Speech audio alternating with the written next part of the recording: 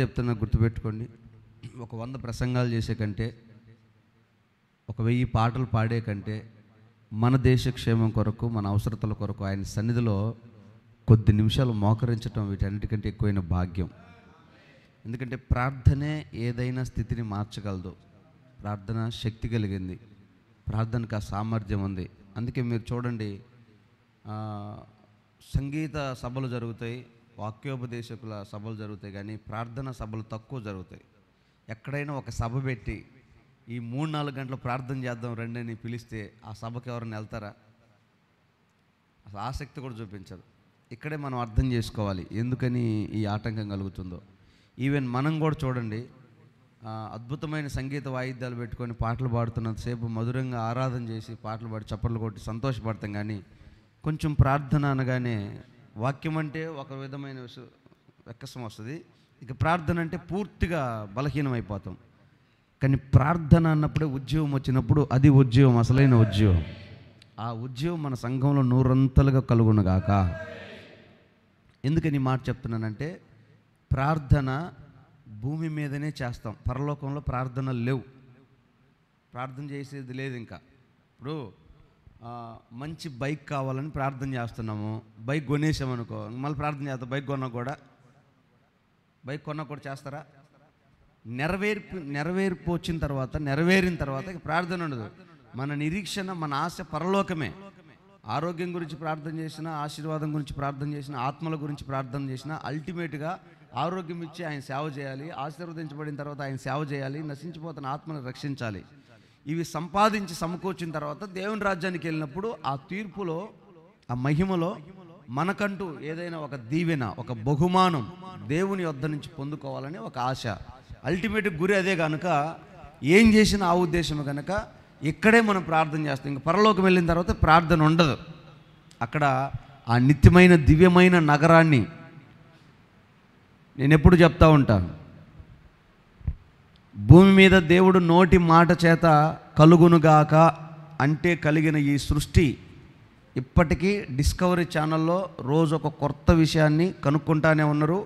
ఇంకా మానవుడి మేధస్సుకి అందని జ్ఞానం 75% ఉందంట భూమి మీద. ఎక్కడ? భూమి మీదనే మనిషి జ్ఞానానికి చిక్కని, సముద్రపు లోతు తెలియదు, సముద్రం లోపల బ్రతికే జీవుల విధి విధానాలు తెలియదు, వాటి మనుగడ తెలియదు, వాటి ఆయుష్కాలం తెలియదు. ఇంకా భయంకరమైన అరణ్యాలు ఉన్నాయి. అవన్నీ మానవుడు చేరుకోలేనివి. అవి అక్కడికి వెళ్ళలేడు. కాబట్టి తెలియని సంగతులు కోకొలలు. మనకు ఎంత తెలుసు? కొంచెమే తెలుసు. నోటి మాటతో 6 రోజులు సృష్టించిన సృష్టిని తెలుసుకోవడానికే బుర్రకి, జ్ఞానానికి అంతు చిక్కకపోతే 2000 సంవత్సరాల నుంచి దేవుని హస్తములతో నిర్మించబడుతున్న ఆ మహానగరం ఎంత అద్భుతంగా ఉండదు చెప్పండి. భూమి మీద అద్భుతం ఏదయ్యా అని అడిగితే మీరు మైండ్లో ఏదైనా ఊహించుకోగలరేమో. బైబుల్ చెప్పే ఒక అద్భుతమైన సమాధానం, భూమి మీద అద్భుతం మానవుడి నిర్మాణమే. హల్లెలూయా. మీరు అసలు అద్దం దగ్గరికి వెళ్ళండి. నిన్న ఒక అక్క వచ్చింది, అద్దం పగిలిపోయిద్దేమో అనుకుంటు రూమ్లో. ఎప్పుడు చూడలేదు అనుకుంటే అంత పెద్ద అద్దం దగ్గరికి వెళ్తే అసలు జస్ట్ ఇమాజిన్ చేసుకోండి. మట్టి చేత ఎంట్రుకలు చేశాడు, మట్టి చేత కనుగుడ్డు చేశాడు, మట్టి చేత ఎముకలు చేశాడు, మట్టి చేత గోళ్ళు చేశాడు. ఈ గోళ్ళు కూడా బిడ్డ పుట్టగానే జుడు కవర్లాగా ఉంటాయి, కాలక్రమంలో దాని బలాన్ని పొందుకుంటుంది. దేవుని సృష్టిలో అద్భుతాలు ఎన్నున్నాయో, పైన కనపడే ఎన్నుంటే అంతరంగంలో ఆ తయారీ విధానం, దాని పని విధానం ఆశ్చర్యం. అందుకే దావీదు అంటారు, నన్ను నిర్మించిన రీతి నేను చూసినప్పుడు నాకు భయము, ఆశ్చర్యం కలుగుతుంది అంటాడు. మనమే ఒక అద్భుతం. ఇలాంటి నోటి మాట చేత, ఆయన హస్తముల చేత ఒక దినము, ఒక పూట చేసిన అద్భుతాలకే ఇన్ని జన్మలు సరిపోలేదే, కనుక్కోలేకపోయామే. అలాంటిది 2000 సంవత్సరాల నుంచి యేసయ్య కట్టి ఆ దివ్యమైన పురం మన ఊహకు అందిద్దా? ఎన్ని యుగాలు అవుద్ది దాన్ని చూడడానికి? అందులో ఇక ఆ దివ్యమైన సుందరమైన ఆ పురంలో మహా సౌందర్యం మన యేసయ్య. సెకనుకు ఒక స్వరూపం, యుగానికి ఒక సౌందర్యం. ఆయన చూడ్డానికే యుగాలు సరిపోవంట, ఆయన చూడ్డానికే.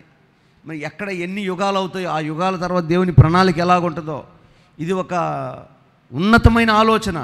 అంత దూరం మీకు ఎక్కదు. కానీ ముందు ఇక్కడ మనల్ని మనం దిద్దుకొని సిద్ధపరుచుకొని దేవుని రాజ్యానికి అప్పగించుకుందాం. ముందు మనం ఇక్కడ ప్రిపేర్ అవుదాం.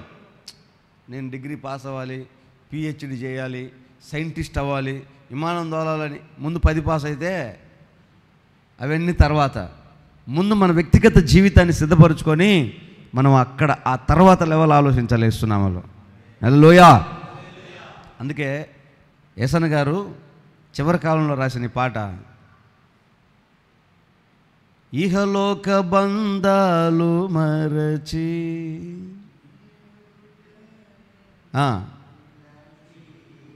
నీవిచ్చు బహుమతులు నే స్వీకరించి నిత్యానందముతో పరవశించువేలా. అది పాట. ఎప్పుడు రాశాడు అది? ఇక ఆయనకు వయసు ఉడిగిపోయి బలం అయిపోయిన తర్వాత ఇక ఎక్కడికి పరిగెత్తలేని దశలో ఉండి, ఇక అయిపోయింది కదా ప్రభా, ఇక నేను నీ దగ్గరికి వస్తా కదా, నేను అక్కడికి వస్తే నా పరిస్థితి ఏంటని అక్కడ పుట్టింది ఆ మదిలో. అంటే పరిగెత్తాల్సినప్పుడు పరిగెత్తాడు, ప్రార్థన చేసినప్పుడు ప్రార్థన చేశాడు, ఉపవాసాలు ఉండాల్సినప్పుడు ఉపవాసాలు ఉన్నాడు, వెళ్ళాల్సిన టైం వచ్చినప్పుడు ఆలోచన, నేను వెళ్తే నాకేముంది అక్కడ, నన్ను ఏం చేస్తాడు దేవుడు, నన్ను ఎంత గనుపరుస్తాడని ఇమాజినేషన్ చేశాడు. అట్లాగే మనం కూడా సిద్ధపడి ప్రభు రాజ్యానికి వెళ్ళే ముందుగా మనకు మన కొరకు నియమించబడిన ఆశీర్వాదం ఏముందో, దేవుడు ఏమి ఇవ్వబోతున్నాడో మనం గుర్తుపట్టుకొని పోవాలి. అర్థమైందా? ఉట్టిగా వెళ్ళకూడదు. మనం వెళ్ళినప్పుడు దేవుని రాజ్యంలో మనకి ఏముంది, మనం ఎంత మహిమను సంపాదించగలం, మనం సంపాదించిన ఆత్మలు ఎంత, మనం సమకూర్చుకున్న, దేవుడు అంటాడు కదా, మీ ధనము పరలోకంలో సమకూర్చుకోండి అని. మనం ఏం దాచిపెట్టాం? ఆత్మలు దాచిపెట్టామా, పరిచర్య దాచిపెట్టామా, లేకపోతే మన డబ్బు దాచిపెట్టామా, మన సమయం దాచిపెట్టామా, మన బలాన్ని దాచిపెట్టామా, లేకపోతే మన త్యాగాన్ని దాచిపెట్టామా? దేవుని దగ్గర ఏమి దాచిపెట్టామో దానికి ప్రతిగా దేవుడు ఎంత ఆశీర్వాదం ఇస్తాడో మనకు ఒక నిశ్చయత కలిగి, నిర్ధారణ కలిగి మనం వెళ్ళాలి. అందుకే దైవజనుని పౌలు అంటాడు, మీరు చేసే ప్రతిదానికి భక్తి కానీ విశ్వాసం కానీ ఏదైనా రక్షణ నిశ్చయత కలిగి ఉండాలి అంటాడు. అది మనకు కలగాలి యేసునామములో.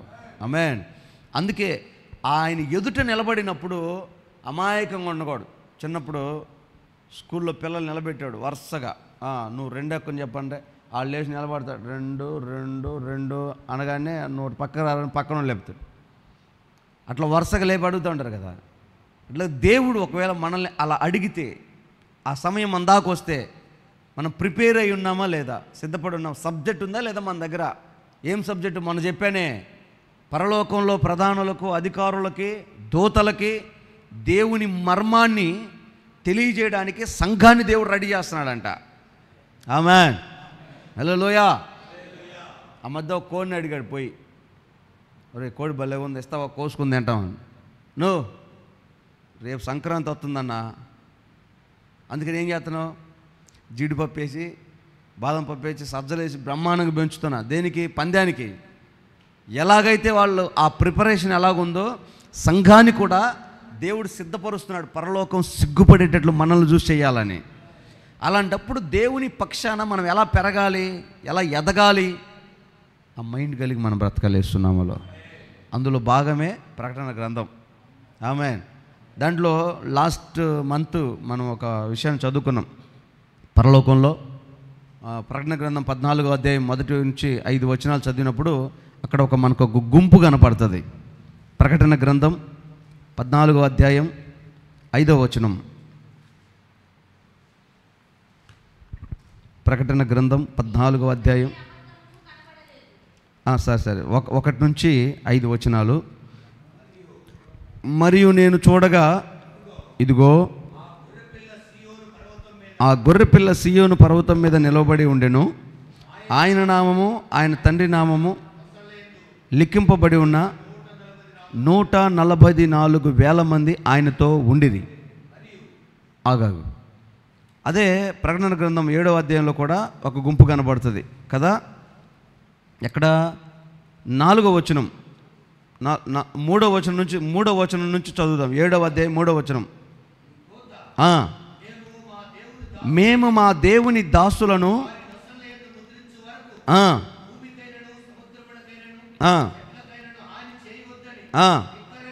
బిగ్గరగా చెప్పాను.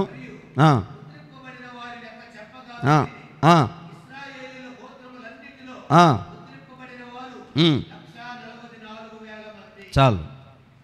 ఇక్కడేమో ఇజ్రాయేలు గోత్రములో ముద్రించబడిన వారు, ఇక్కడేమో జనములలో నుంచి, భూజనములలో నుంచి ప్రథమ ఫలముగా ఉండుటకై మనుషులలో నుంచి కొనబడిన వారు. తేడా చూడండి. ఇశ్రాయేలు వేరు, భూజనులు మనుషులు వేరు. వాళ్ళు 144,000 మంది వేరు, ఈ 144,000 మంది వేరు. ఏంటి, ఎందుకు ఈ మాట పరిశుద్ధ గ్రంథంలో రాశాడు దేవుడు? దీని వెనకాల ఏం అర్థం ఉంది, ఏం కోరుకుంటున్నాడు? ఆ 144,000 మందిలోంచి ఏం ఎక్స్పెక్ట్ చేస్తున్నాడు దేవుడు? వాళ్ళు ఎవరు, వాళ్ళ సంగతి ఏంటని మనం ధ్యానం చేస్తే దేవుడు మనకు అక్కడ కొన్ని విషయాలు చెప్తాడు.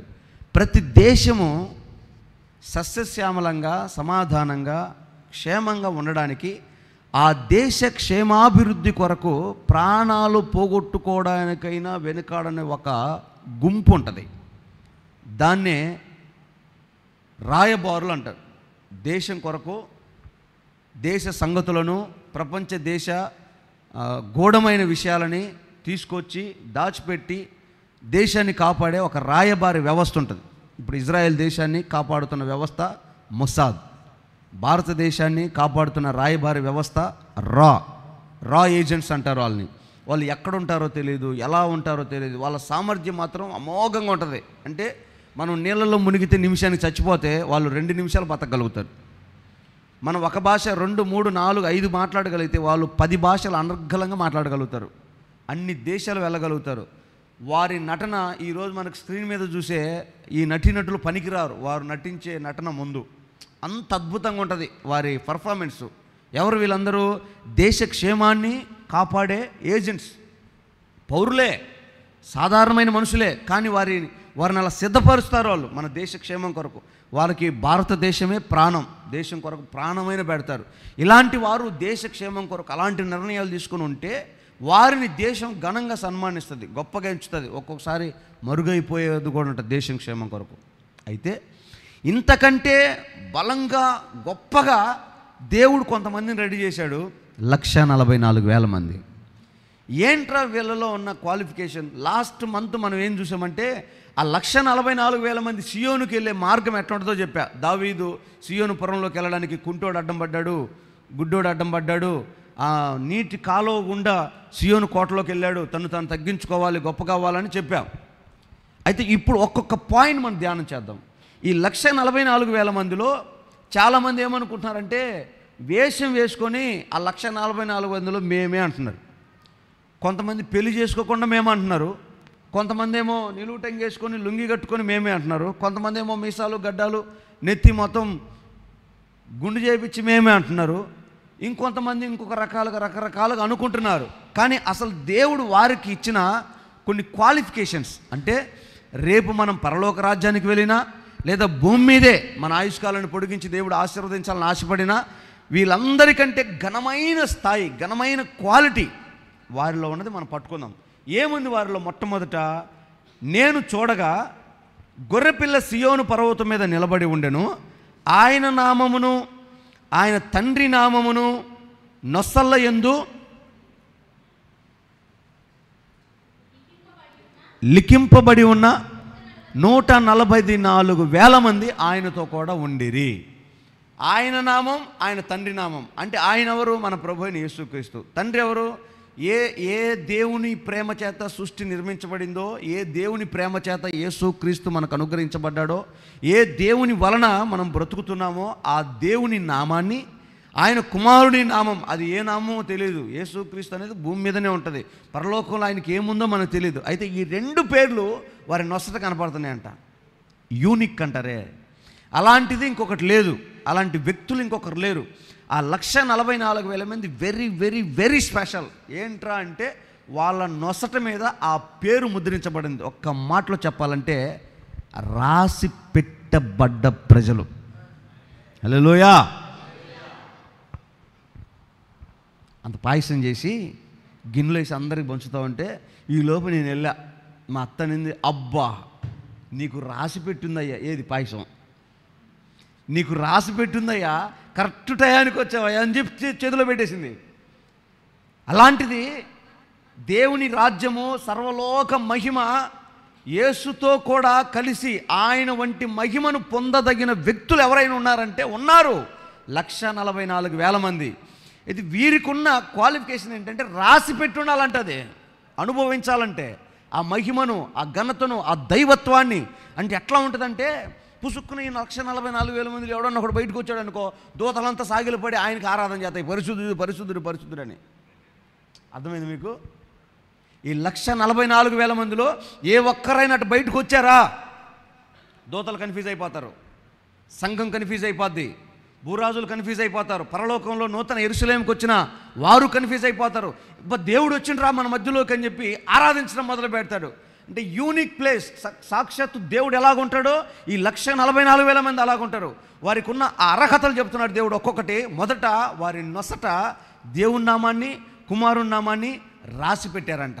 అంటే దాన్ని నిర్గమకాండంలో దేవుడు చెప్తాడు. ఆ రాసి పెట్టిన అనుభవాన్ని 28వ అధ్యాయము 36, 37, 38 వచనాలు చూద్దాం. నిర్గమకాండం 28వ అధ్యాయం.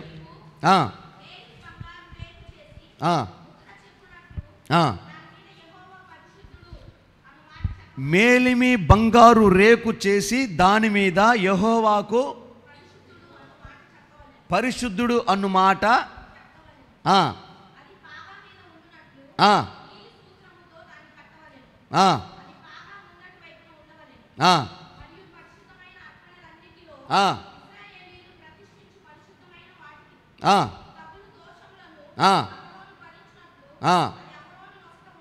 దేవునికి స్తోత్రం. హల్లెలూయా. యెషయా గ్రంథం 4వ అధ్యాయం 3వ వచనం ఒక్క మాట చదవండి. ఒక పరిశుద్ధమైన బంగారమైన రేకును తీసి సియోనులో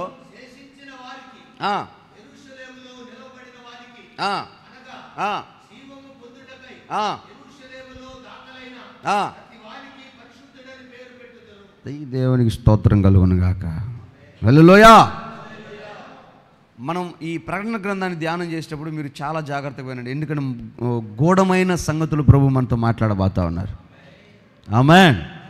యెరూషలేములో, సియోనులో దాఖలైన వారు, నిర్ణయించబడ్డవారు, సిద్ధపడుతున్నవారు, దేవుని రాజ్యం కొరకు ఏర్పాటు చేయబడిన వారు, వారిలో ఆ సిద్ధపడుతున్నటువంటి వారికి దేవుడు పెట్టిన పేరు ఏంటంటే పరిశుద్ధుడు. పరిశుద్ధులు ఎవరు? మనమే, సంఘమే, మనమే పరిశుద్ధులం. అయితే మనకు, పరిశుద్ధులుగా ఉన్న మనకు దేవుడు పెట్టిన నియమం ఏంటంటే ఒక బంగారు రేకు చేసి ఆ రేకు మీద యెహోవాకు ప్రతిష్ఠితుడని, యెహోవాకు పరిశుద్ధుడని రాసి దానిని ఈ నొసట మీద కట్టాలంట. దేవునికి స్తోత్రం. నొసట మీద బంగారు రేకు కట్టిన మనిషిని ఎక్కడైనా చూసారా? హిందూ సాంప్రదాయంలో పెళ్లి కొడుకు కడతారు, పెళ్లి కూతురికి పెళ్లి కొడుకు కడతారు. ఎందుకని? ఎన్ని లక్షల మంది అయినా పెళ్ళికి రాని, గనులు రాని, అధికారులు రాని, ప్రధానులు రాని, వారందరిలో పెళ్లి కొడుకు స్పెషల్గా కనపడాలి, ప్రత్యేకంగా ఉండాలి. ఇతనే వధువు, ఇతనే వరుడు, ఈమె వధువు అని అందరికీ అర్థం అవ్వాలి. అందుకే ఒక స్పెషల్ కోడ్, ఆ పాసిక అంటారు దాన్ని నొసట మీద కట్టాలి. ఇప్పుడు దేవుడు అంటాడు అహరోనుని నాకు ప్రతిష్ఠించు. జాగ్రత్తగా చూడండి, మనకు ముందున్నవన్నీ దుష్టాంతములుగా చేశాడు అంటాడు పౌలు గారు. పాత నిబంధనలో జరిగిన సేవ, సేవకుడు, సేవ విధానము, కట్టిన మందిరము, సంఘం అంతా మనకు దృష్టాంతములు మాదిరి. ఇది ఎలాగుంటుందో అది అలాగే ఉంటుంది, యాజ్ ఇట్ ఈజ్గా కాపీ. అది ఒరిజినల్, ఇది జిరాక్స్ అని చెప్పాలి. అలాగ ఒక మాదిరిగా ఉన్న అహరోన్ని దేవుడు పరిశుద్ధుడిగా ఎన్నుకొని అతన్ని ప్రతిష్ఠించి అతనికి ఆ మాట నొసట మీద పెట్టేశాడు, ఇతను యెహోవాకు పరిశుద్ధుడు అని. దేవునికి స్తోత్రం. ఇప్పుడు అతనికి ఇచ్చిన క్వాలిటీ ఏంటంటే ఈ దేవుని కొరకు ప్రతిష్ఠించబడిన ఇతను గుడారం దాటి బయటికి వెళ్ళకూడదు, గుడార నివాసిగా బ్రతకాలి, మందిరంలో ఉండాలి, భక్తిలో ఉండాలి, పరిశుద్ధతలో ఉండాలి, దేవుడిలో ఉండాలి, లోకంలో ఉండకూడదు, పాపంలో ఉండకూడదు, రాజకీయంలో ఉండకూడదు, వ్యసనాల్లో ఉండకూడదు, బానిస బతుకులో ఉండకూడదు, వ్యభిచారంలో ఉండకూడదు, జీవపు డంబంలో ఉండకూడదు, దేవుని సముఖంలో, దేవుని సన్నిధిలో ఉండాలి, భయభక్తి కలిగిన అనుభవాల్లో ఉండాలి, విధేయతలో, భక్తిలో ఉండాలి. ఎవరో నొసట కట్టిన, పాసిక కట్టిన వ్యక్తి అలా ఉండాలి. అలా ఉన్న వ్యక్తికి దేవుడు పెట్టిన పేరు యెహోవాకు ప్రతిష్ఠితుడు. ఇంకా చెప్పాలంటే యెహోవా పరిశుద్ధుడు, యెహోవాకు పరిశుద్ధుడు. అసలు ఆ మాట ఎంత బలమైంది తెలుసా? ఒకసారి గెరాసేనుల దేశంలో గ్రామంలో దయ్యపు సేనలు పట్టిన ఒకడు ఉన్నాడు. అక్కడ దయ్యాలు బట్టి కాళ్ళు చేతులు వాడి నలగొట్టుకుంటున్నాడు, ఒళ్ళు ఊనం చేసుకుంటున్నాడు, రాళ్ళతో గుద్దుకుంటున్నాడు, గాయాలైపోతున్నాయి. అలాంటి వాడు అల్లంత దూరాన్ని యేసుప్రభు వస్తుంటే ఆడంటాడు, దేవుని పరిశుద్ధుడా, నువ్వు దేవుని పరిశుద్ధుడివి అని. యేసయ్యకి ఏం పేరు పెట్టాడు? దేవుని పరిశుద్ధుడు అని. ఇప్పుడు దేవుడు మనకేం పేరు పెడుతున్నాడు? యెహోవాకు పరిశుద్ధుడని. అంటే యేసయ్యతో పాటు మనల్ని సమానంగా ఎంచాలని దేవుడు కోరుకుంటున్నాడు. దేవునికి స్తోత్రం. ఆ క్వాలిటీకి రావాలంటే రాసి పెట్టుకోవాలి యేసునామాలో. నీకుంది, నాకుంది, గొప్ప అవకాశం ఉంది యేసునామాలో. హల్లెలూయా, హల్లెలూయా. ఆ స్థాయి భక్తి మనం చేయాలంట, అంత అర్హత సంపాదించుకోవాలంట, ఆ ప్రతిష్ఠిత రావాలంట. ఎట్లా రావాలి ఆ ప్రతిష్ఠిత? లోకంలో చాలామంది సేవ చేస్తున్నారు. ఏం సేవ చేస్తారు తెలుసా? అన్నయ్యో మరి మా ఊళ్ళో ఒక ఆమె చచ్చిపోయింది, ఇలా అంటుంటుంది, 10 రోజులు అంటుంటుంది, మందిరానికి రావచ్చా? అవునా? రాకూడదమ్మా. మీ ఇంట్లో చచ్చిపోయింది, రాకూడదమ్మా. ఇక్కడ ఏమని వాక్యం ఉందంటే, అహరోను ఎవరి నెత్తి మీద చేయి పెడతాడో వాళ్ళు పవిత్రులైపోతారు. కుష్ఠరోగి బాగైపోతాడు. ప్రభువా, దావీదు కుమారుడా, నేను శుద్ధుడు ఒకటి నీకు ఇష్టమేనంటే, పిచ్చోడా, నువ్వు బాగవటమే నాకు ఇష్టం రా, నాకు ఇష్టమే శుద్ధుడు అయిపో అన్నాడు. వాడికి స్వస్థత వచ్చేసింది. ఇప్పుడు సమాజంలోకి వెళ్ళాలంటే ధర్మశాస్త్రం ప్రకారం ఒక రూల్ ఉంది. ఏంటి ఆ రూలు? దైవజనుడి దగ్గరికి వచ్చి ప్రార్థన చేయించుకొని అతను పర్మిషన్ తీసుకొని వెళ్ళాలి. అతను వచ్చాడు దగ్గరికి, దైవజనుడు వచ్చి నెత్తిమీ చేపెట్టగానే అతను పరిశుద్ధుడయ్యాడు, పోయాడు. ఇంకా చెప్తాడు, అపవిత్రమైంది ఏదైనా ఉంటే, చచ్చిన దానిని ముట్టిన వారు ఎవరైనా ఉంటే వారికి కలిగిన అపవిత్రత పోగొట్టుకోవడానికి సంఘంలో దైవజనుడి దగ్గరికి రావాలి, దైవజనుడు ప్రార్థన చేయాలి, వాడు పవిత్రుడవ్వాలి. అహరోనుకి ఏది తగులుతుందో అది పవిత్రమైపోద్ది. అంటే దేవుని కొరకు ప్రతిష్ఠించబడి ఆయన నామాన్ని లిఖించుకున్నాడు. దేవుని పరిశుద్ధుడు, దేవుని సేవకుడు, దేవుని కుమారుడు, దేవుని బిడ్డ అని ఎవరైతే ప్రతిష్ఠ చేసుకుంటారో దేవుని కొరకు, అలాంటి వారు అడుగుపెట్టిన ఇల్లు ఆశీర్వదించబడుతుంది. మొదట అపవిత్రత తొలగిపోద్ది ఆ ఇంట్లో యేసునామములో. దానికి ఇంకా కొమ్ములు తిరిగిన వీరులు రావాల్సిన అవసరం లేదు. బైబిల్ చేతబట్టిన ప్రతి బిడ్డకి దేవుడు ఆ భాగ్యం ఇచ్చాడు కొత్త నిబంధనలో. ఇది దేవుని కృప. ఆమేన్.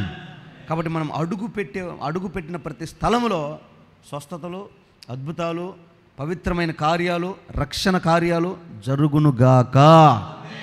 ఎందుకు ఇది కోరుకున్నాడంటే, మనం పవిత్రులుగా ఎంచడానికి దేవుడు కోరుకున్నాడు. లోకంలో చాలామంది చూడండి, ఇస్తరాకులోనే అన్నం తింటారు, ప్లేట్లో తినరు, మంచాల మీద కూర్చోరు. ఎందుకయ్యా అంటే ప్రతిష్ట కాపాడుకుంటున్నాం అంటారు. అసలు మనమే ప్రతిష్ఠితున్నారు నాయన. మనం ఏడు అడుగు పెడితే అదే ప్రతిష్టమైపోద్ది యేసునామములో. ఇంక అర్థమవుతుందా? మొన్న చెప్పానే, ఒకడికి ఆశ పుట్టింది, దేవుని వరం అడిగాడు. ఏం వరం కావాలని అడిగాడు? నేను పట్టిందల్లా బంగారం కావాలన్నాడు. ఇంటికి వెళ్ళగానే తలుపు పట్టుకున్నాడు.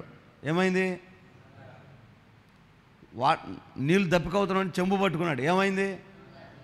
ఆకలి అవుతుందని అన్నం పట్టుకున్నాడు. ఏమైంది? అది బిడ్డ పరిగెత్తుకుంటూ వస్తే పట్టుకున్నాడు. ఏమైంది? అడిగాడు కదా పట్టిందల్లా బంగారం కావాలని. పట్టుకుంది ఎలా బంగారం అయిపోయిందో ఆ కథ భలేగుంది మొత్తానికి. అలాగే దేవుడు మనకిచ్చినటువంటి గొప్ప భాగ్యం ఏంటంటే, మనము ముడితే, మనం పట్టుకుంటే అపవిత్రమైంది పవిత్రమైపోద్ది అంతే. ఇది దేవుడు మనకిచ్చిన గొప్ప భాగ్యం. గట్టిగా హల్లెలూయా చెప్పండి. 24/7 మనం ప్రతిష్టతలో ఉండాలి యేసునామములో. కొంతమంది జంజం చేసి గుంజకు తగిలిస్తారు, భక్తిలోంచి బయటకు వస్తారు, ఆదివారమే జంజం వేసుకుంటారు. ఆదివారం శనివారం దాకా విశ్వాసాలు తీసేస్తారు, పాస్టర్ కూడా తీసేస్తాడు. ఇట్లాంటి వాళ్ళు కూడా ఉన్నారు కదా. ఆదివారమే చర్చిలో కనపడతారు పాస్టర్ గారు, మిగతా అంతా జెండా చెట్టు కాడ వ్యవహారంలో ఉంటాడు. లోకంలో కలిసిపోతూ ఉంటారు. ఇలాంటి ప్రతిష్ఠితుల గురించి కాదు దేవుడు మాట్లాడుతుంది. ఈ ప్రతిష్ఠితలో ఎవరైతే ఉంటారో వారిని 144,000 మందిని దేవుడు చూజ్ చేసుకుంటాడు యేసునామములో. ఇంకా చెప్పాలంటే ఆయన నామము తండ్రి నామము. ఆయన నామం మనకు రక్షణ కలుగు చేస్తుంది, తండ్రి నామము క్షమాపణ కలుగు చేస్తుంది. అంటే ఈ 144,000 మంది ఒకవేళ ఆ ఉన్నతమైన సియోను శిఖరం మీద ఉండాలని కోరుకుంటే వారిలో ఉండాల్సినటువంటి మొట్టమొదటి క్వాలిటీ ఏంటంటే వారి ద్వారా ఒక వ్యక్తి విడుదల పొందాలి, రక్షణలోకి రావాలి. గట్టిగా హల్లెలూయా చెప్దామా? చప్పట్లు కొడదామా గట్టిగా? దేవునికి మహిమ కలుగును గాక. ఆమేన్. అందుకే ఎందుకని ఆత్మల రక్షణ కొరకు తాపత్రయపడుతున్నారంటే పిచ్చిపెట్టి కాదు.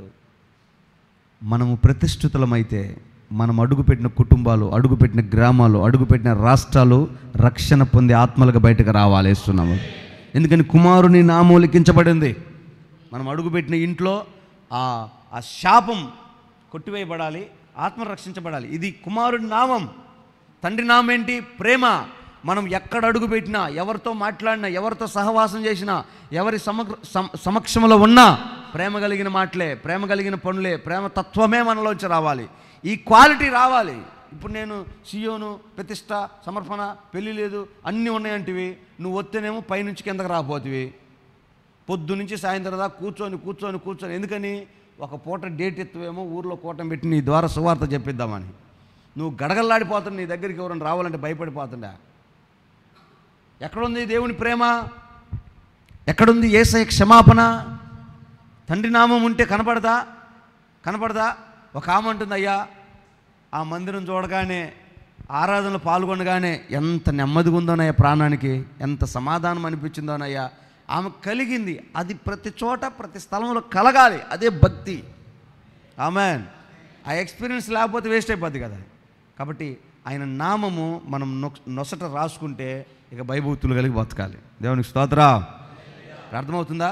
ఇప్పుడు మీరు ఆ పాసిక కట్టుకున్న పెళ్లి కొడుకు లైఫ్ స్టైల్ జస్ట్ ఒకసారి ఇమాజిన్ చేసుకోండి. చిల్లరగా ఉంటాడు. ఆడు కట్టుకున్నాక ఉండగలడా? కొంచెం డిగ్నిటీ మెయింటైన్ చేయదా? కనీసం తీసేదాకా ఉండద్దా? మనము ఆయన నామాన్ని లిఖించుకుంటే, తండ్రి నామాన్ని మనం నెత్తికెత్తుకుంటే ఇక మన జీవితం భూమి మీద ఘనంగా ఆశీర్వాదకరంగానే ఉండాలి. సునామలో ఎక్కడ దిగజారిపోకూడదు, కాంప్రమైజ్ అవ్వకూడదు, మరలా బ్యాక్ స్టెప్ పడకూడదు, వెనకడుగు వేయకూడదు. ఎందుకని? సియోనులో ఉన్నతంగా పరలోకంలోనే most important, most valuable place. అలాంటి స్థలానికి మనం వెళ్ళాలనుకుంటే, ఎక్కాలనుకుంటే పరలోకంలో రేపొద్దున యుగ యుగాలు ఉండబోయే ఆ దేశంలో, ఆ నగరంలో, ఆ రాజ్యంలో మనమే గనులమై ఉండాలనుకుంటే ఖచ్చితంగా మనం ఆ పేరుకు తగిన జీవితాలు బ్రతుకుతాము గాక. అంతేగాని ఊరక పెట్టుకొని సియోన్ అని భజన చేస్తే అవ్వదు. అందుకే చెప్పాడు ప్రభు ముందుగానే, ప్రభువా అనువాడు దేవుని రాజ్యానికి రాడు. చిత్తం చేయాలి. ఏంటా చిత్తం? ఆయన నామమును, ఆయన తండ్రి నామమును నొసళ్ళ యందు ఉంచాలి. ఇది సియోను జీవితం. ఇక వీరిలో ఉన్న సెకండ్ అనుభవం ఏంటంటే మత్తయి సువార్త 5వ అధ్యాయం 44వ వచనం చూద్దాం. సియోను కొరకు పరలోకంలో ఉన్నతమైన స్థలములో ఉండాలని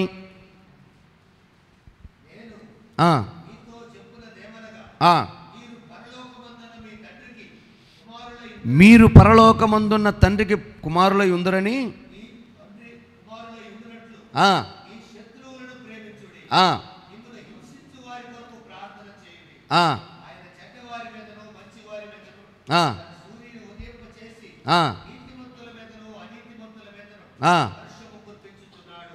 మీరు పరిపూర్ణులను మాట. 48వ వచనం చదువు. మీ పరలోకపు తండ్రి కనుక దేవునికి స్తోత్రం కలుగును గాక. ఆయన నామము, ఆయన తండ్రి నామము నొసట ఉన్నప్పుడు మనకి ఏమి గుర్తు చేస్తాడంటే, ఎందుకు నొసట మీద పెట్టాడంటే పొద్దుగూకులు అది మనకు కనబడతా ఉండాలి. ఏం కనబడతా ఉండాలి? మీ తండ్రి పరిపూర్ణుడు కనుక మీరును. 44వ వచనంలో ఏం చదువుకున్నాం మనము? నేను మీతో చెప్పున్నదేమనగా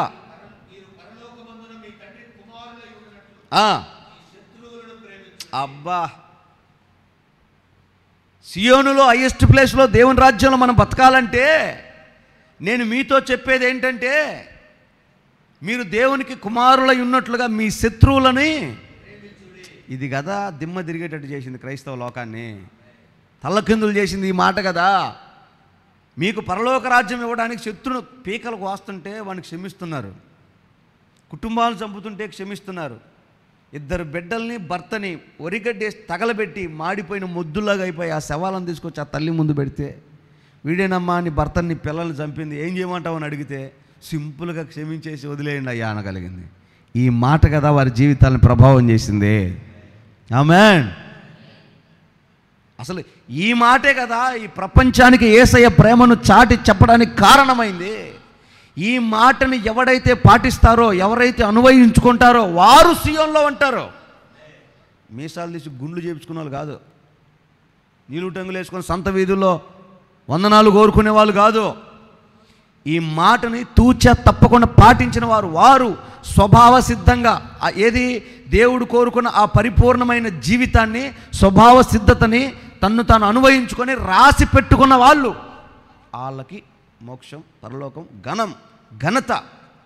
ఊరికే జీవపు డంబం కోసం ఈరోజు ఎగసెగసి పడుతున్నారు.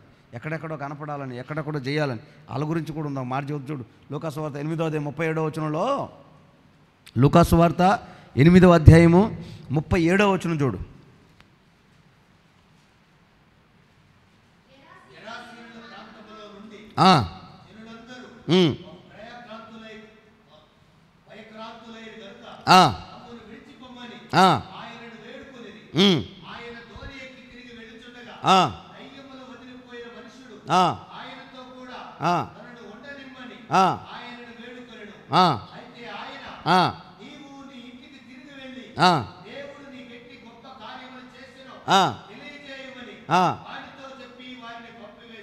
ఆమేన్. 2వ వచనం చూడు అదే అధ్యాయంలో. 12 మంది శిష్యులు అపవిత్రాత్మ దురాత్మలు పోగొట్టబడిన కొందరు స్త్రీలు,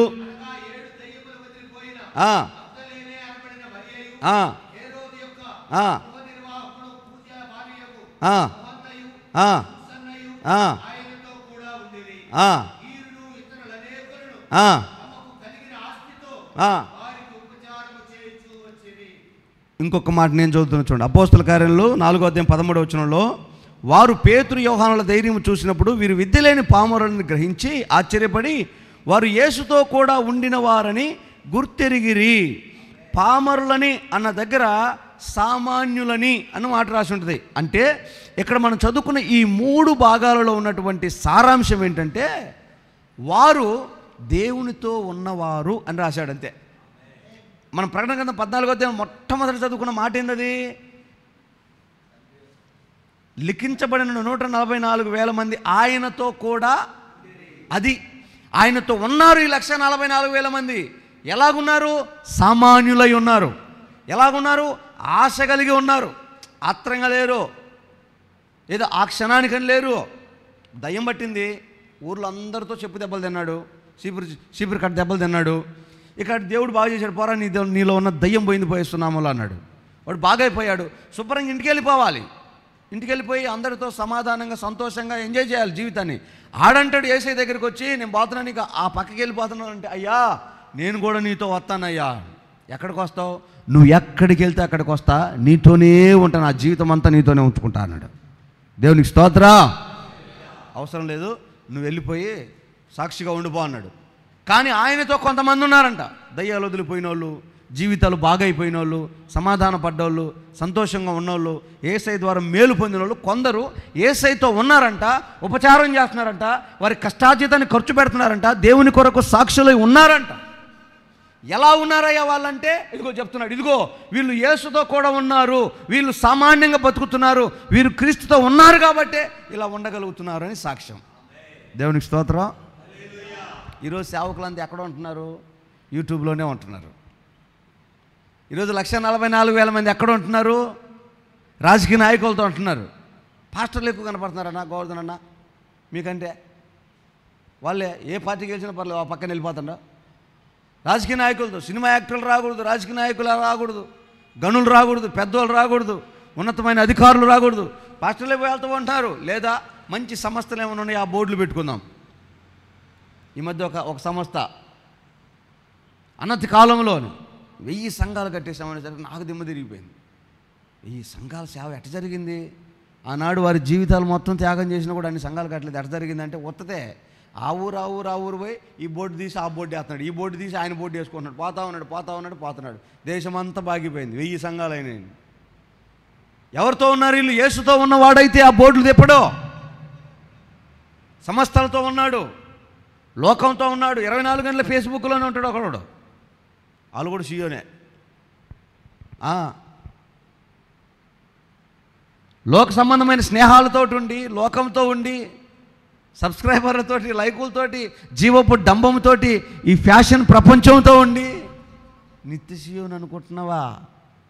సామాన్యుడంట. దేవునికి స్తోత్రం. అంటే అందరికీ అందుబాటులో ఉంటారు సామాన్యులు. దేవుడికి స్తోత్రం. బౌన్సర్ లేరు. యేసు రక్తం విజయం. హల్లెలూయా. సియోనులో మహిమకరమైన జీవితాన్ని కోరుకున్న వారికి బౌన్సర్ లేరు. ఏయ్ అన్నత్రాడా, దర్గా లే చక్కగా వెళ్ళిపోతారు, చక్కగా రావటం. పేదోడు వచ్చి పలకరించి మాట్లాడిపోతాడు, ఉన్నతమైనడు వచ్చి పలకరించి మాట్లాడిపోతాడు. సమాధానం ఉంటుంది, సంతోషం ఉంటుంది, అందరితో ఐక్యత ఉంటుంది. ఇది సియోను జీవితం. ఆమేన్. అంతేగాని ప్రత్యేకతను కోరుకొని, డంబాన్ని కోరుకొని బ్రతికే జీవితం ఉండదు సియోనులో. అందుకని నేను పలుమార్లు చెప్పాను, రేపు పరలోకంలో తీర్పులో ఈ ప్రపంచం చూడని సేవకులు ఆడ కనపడతారు. వామ్మ ఇంత గొప్ప దైవజనులు అయ్యాలని చప్పట్లు మారి మోగిపోతాయి పరలోకంలో. దేవునికి స్తోత్రం. ఈ లోకమంతా దండేసి దండం పెట్టిన వాళ్ళేమో ఆడుంటారు, చివర్లో అడ్రస్లో కూడా ఉంటారు. కారణం ఏంటి? డంబాన్ని కోరుకున్నారు. కనీసం ఆశ కూడా పెట్టుకోవాలా, ఒరే నేను దేవుని మందిరంలో ఉండాలి, దేవుడితో ఆదివారం ఆరాధనకి ఆశతో వచ్చేవాళ్ళు కొంతమంది అయితే, ఆయాసంతో వచ్చేవాళ్ళు ఇంకొంతమంది. ఇదే దేవుడు కోరుకునే ఆశ. ఆయనతో ఉండాలన్న ఆశ. పరలోకంలో సియోనులో బ్రతికే ఆ గుంపు జనం దేవునితో ఉండాలని కోరుకున్న వారై ఉన్నారు. దేవునికి స్తోత్రం. హల్లెలూయా. ఇంకా చెప్పాలంటే వారు ఎంత సామాన్యంగా బ్రతికారంటే, ఇంకా వారి ప్రార్థన జీవితం కానీ, వాక్యం కానీ, సహవాసం కానీ మొత్తం లోక సంబంధంగా ఏది కోరుకోకుండా అన్ని దేవుడితో పెట్టుకున్నారు. ఈ గుంపులో పేతురు కూడా ఉన్నాడు. ఎందుకు ఈ మాట చెప్తానంటే, కింద 5వ వచనంలో ఒక మాట ఉంటుంది చూడండి. 4వ వచనంలో, వీరు స్త్రీ సాంగత్యమున అపవిత్రులు కానివారు, స్త్రీ సాంగత్యమున ఎరుగని వారు అంటాడు. దానికి ఆ మాటని బద్దలు చేస్తాడు పేతురు. పేతురు రాసిన 2వ పత్రిక 1వ అధ్యాయము 18వ వచనంలో చదువు.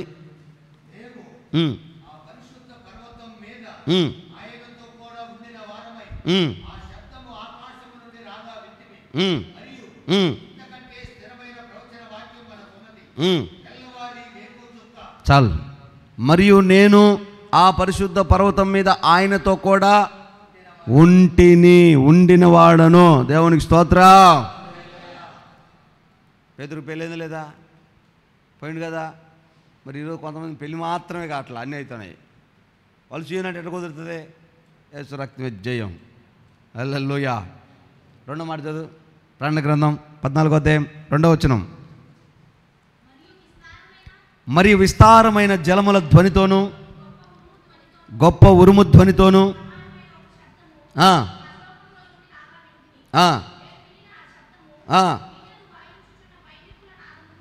దేవునికి స్తోత్రం కలుగునుగాక. 2వ మాట చెప్తున్నాడు, సియోనులో ఉన్న 144,000 మందిలో వారికి మొదట ఆయన నామము, తండ్రి నామం ఉంది. రెండోది, వారు ఆయనతో కూడా ఉన్నారు. ఈ 2 మాటలు మీకు అర్థమైనాయి కదా. ఆయన నామము, కుమారుని నామము అంటే క్షమించే తత్వము, ప్రేమించే తత్వము వారిలో ఉన్నాయి. తర్వాత వారికి ఉన్న ఆశ, అక్కడ ఉన్న వారి జీవితంలో ఉన్న ఆశ ఏంటంటే యేసుతోనే ఉన్నారు, సామాన్యంగా ఉన్నారు, ప్రత్యేకంగా ఉన్నారు, ప్రభువులోనే ఉన్నారు, భక్తిలోనే ఉన్నారు. ఇది వారికి ఉన్నది. ఆ 2వ మాటలో వారి జీవిత విధానం చెప్తున్నాడు దేవుడు. వారంట వీణలు వాయించు వైనికుల నాదమును పోలిన. వీణే అంటే అర్థం ఏంటంటే సేవ. వీణ అంటే అర్థం ఏంటి? సేవ. వైనికుల నాదమును పోలి ఏమి ధ్వని అది? విస్తారమైన జలముల ధ్వని, గొప్ప ఉరుము ధ్వనితో. జలముల ధ్వని, ఉరుముల ధ్వని అంటే అర్థం ఏంటంటే పౌరుషము గల జీవితము. ఆమేన్ అంటున్నారా? వీణ అంటే సేవ, ఉరుముల ధ్వని, జలముల ధ్వని అంటే పౌరుషము గల జీవితం. అంటే సియోనులో ఉన్న 1,44,000 మందిలో ఆత్మలు రక్షించాలన్నటువంటి సేవా తత్వాన్ని, పౌరుషం గల జీవితాన్ని కలిగి ఉన్నారు. ఆ జీవితం యొక్క రిజల్ట్ ఏంటంటే పరలోకము నుండి సమానమైన ఒక శబ్దము పరలోకము నుండి రాగా వింటిని, నేను వినిన ఆ శబ్దము వైనికుల నాదము. అది ఆ జలముల శబ్దము, ఆ ఉరుముల శబ్దము వైనికుల నాదమును పోలిందంట. అంటే ఈ 1,44,000 మంది ఆత్మలు రక్షించడానికి పౌరుషం కలిగిన జీవితాన్ని కొనసాగించేటప్పుడు వినబడుతున్న ఆ శబ్దము నశించిపోతున్న ఆత్మల రక్షణ సహవాస జీవితం అయింది. దేవునికి స్తోత్ర, హల్లెలూయా. అంటే ఒక వ్యక్తి సేవ కొరకు నడుము కట్టుకొని పౌరుషం గల జీవితాన్ని తీర్మానం చేసుకొని ఆత్మలు రక్షించే సహవాసములో ఉంటాడే, ఆ జీవితం అంట విస్తారమైన జలముల శబ్దం కలిగి ఉంటుందంట, వైనికుల నాదమును పోలి ఉంటుందంట. అంటే అతని జీవితము సౌండ్ వినబడుతుంది. యేసు రక్తం విజయం, హల్లెలూయా. ఏమవుతుంది సౌండ్? నిన్న హలో మైక్ 1 2 3 అంటున్నాడు. ఏమైంది? స్పీకర్లు పోయినాయి, అందుకే రాట్లా. ఒకసారి గట్టి మాటలు హల్లెలూయా రావట్లేదు, సరిగ్గా రావట్లేదు. ఏమైంది? స్పీకర్లు పోయినాయి. పాట పాడతాం. శృతులు లేని వీణనై మతి తప్పిన, అంటే శృతి ఏమైందంట? శృతి తప్పింది. వీణకి శృతి తప్పింది. ఇప్పుడు పలికిద్దా? మధురంగా ఉంటుందా? దేవుడు మనతో చెప్పకనే చెప్తున్న మాట ఏంటంటే వారి శబ్దము వైనికుల నాదమును పోలిందంట. అందుకే మన పితరులు ఈ పదాన్ని అన్ని పాటలు వాడుకున్నారు. శృతి చేసి నే పాడనా స్తోత్ర గీతం, అంటే సరి చేసుకునే జీవితం, సమర్థవంతమైన జీవితం, విశ్వాస జీవితం. ఇది వైనికుల నాదమును పోలిన జీవితం. దీని గురించి దైవజనుడైన పౌలు తిమోతితో చెప్తాడు. అయ్యా, మనం దేవుని రాజ్యానికి వెళ్తున్నాం. 4వ అధ్యాయం 1 తిమోతి 4వ అధ్యాయం 16వ వచనంలో చెప్తాడు, మనము చేసే భక్తి, ఈ విశ్వాసం ఒకరోజు ముగించుకొని మనం ప్రభు దగ్గరికి వెళ్ళిపోతాం. అక్కడ నిలబడ్డప్పుడు మనం దేవుడికి లెక్క అప్పచెప్పవలసినవి కొన్ని ఉన్నాయి. అందుకని మనుషులు ఉన్నారని, నాయకులు ఉన్నారని, లోకం ఉందని, అధికారం ఉందని, డబ్బు చూస్తుందని, ఇంకేదో ఆఫర్ ఉందని నువ్వు తొందరపడి నిర్ణయాలు తీసుకోవద్దు. నీ జీవితం ఎలాగ ఉండాలని చెప్పాడు అక్కడ. నిన్ను గురించియు నీ బోధన గురించియు దేవునికి మహిమ కలుగును గాక. హల్లెలూయా. అంటే జాగ్రత్త కలిగి ఉండటం అంటే అర్థం ఏంటంటే నీ మాట, నీ పాట, నీ విశ్వాసము, నీ భక్తి, నీ ప్రార్థన సరిచేయబడిన నాదమును పోలి ఉండాలి. సునామాలో ఒక్కొక్కరు ప్రార్థన చేస్తారు. మన రూతం ఉందా? నాయనా నా దైవజనుడి బలహీనతను ఎక్కువ చేయ్యా అంటది. ఇంకా పోయి నడుములో మొత్తం నాదం లేదు. అది కీబోర్డ్ చేస్తున్నాడు, guitar twine twine twine twine twine అంటుంది. అది ఉద్యోగం ఉంటుందా? చక్కగా బలిగితే ఎంత మధురంగా ఉంటుంది వినాలని, చక్కగా పాడితే ఎంత మధురం. సామెత నిజంగా చేస్తారు మనోళ్ళు. మంచిగా వచ్చిన భాషలో పాడితే, వచ్చిన భాషలో మాట్లాడితే చక్కగా ఉంటుంది. లేని తెప్పించాలని చూస్తారు. ఒక ఆవిడ నైస్గా మైకి తీసుకొని, అన్నయ్య నేను పాడుతున్నాను, పాట పాడమ్మా. ఫ్యాన్ వేసారా? వేసారుగా, 1కి 4 వేసారుగా. వేసామమ్మా. ఫ్యాన్ కాదు, ప్రాణం.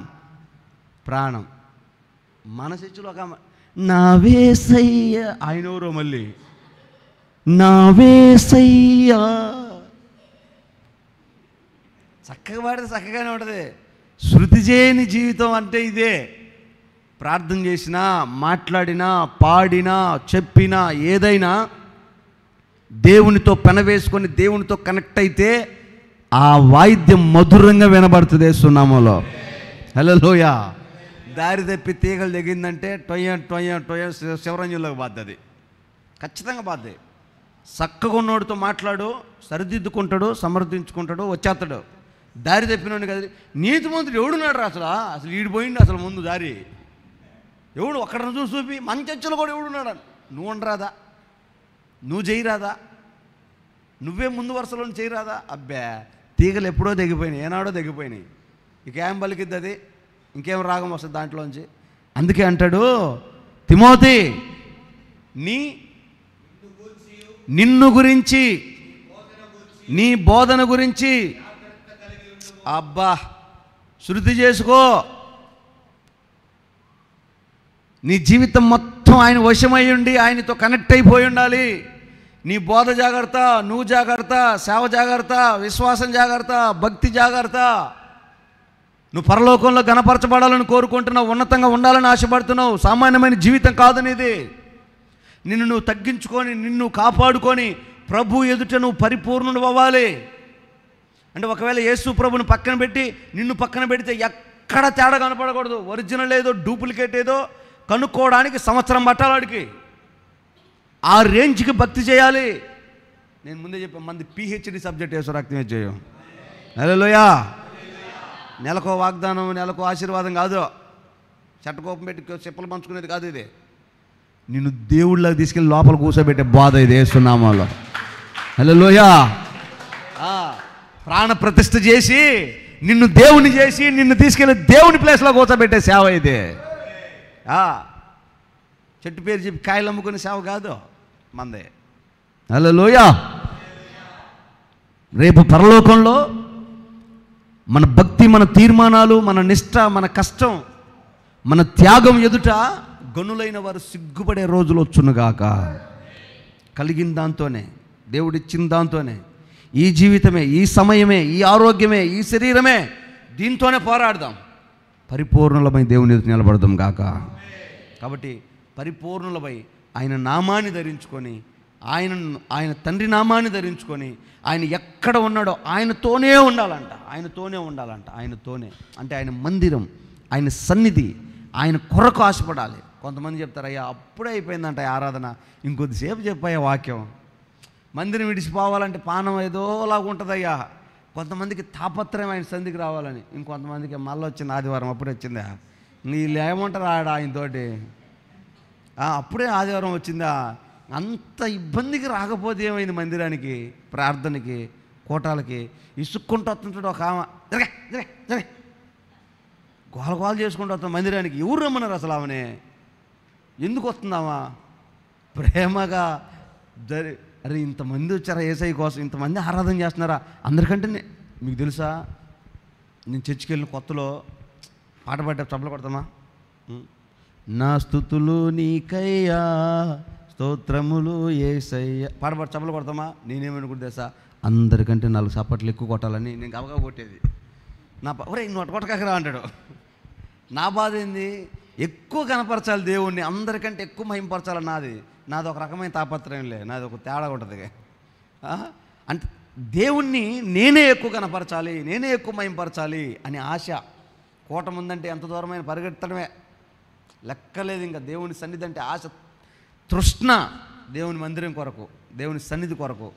అలాంటి జీవితాన్ని దేవుడు వారిలోంచి కోరుకుంటున్నాడంట. ఆమేన్. సామాన్యమైన గుంపు కాదు అది, అర్థమైందా? అది శరీర సంబంధమైన లక్షణాలతో కూడినది కాదు. ఆ క్వాలిఫికేషన్ అది ఆత్మ సంబంధమైనది. ప్రతి అక్షరం వెనకాల ఓ గొప్ప ఆత్మ సంగతి దేవుడు దాచిపెట్టాడు అక్కడ. ఆ 144,000 మందినే, మరలా ఎక్కువ లేదు. ఇంకా చెప్పాలంటే దేవుని వాక్యంలో రాయబడింది, ఆయన సియోనును కట్టి తన మహిమలో ప్రత్యక్షమవుతాడంట. దేవునికి స్తోత్ర. అంటే సియోనును కట్టి అంటే ఈ 144,000 మందిని సిద్ధం చేసి దేవుడు ప్రత్యక్షమవుతాడంట.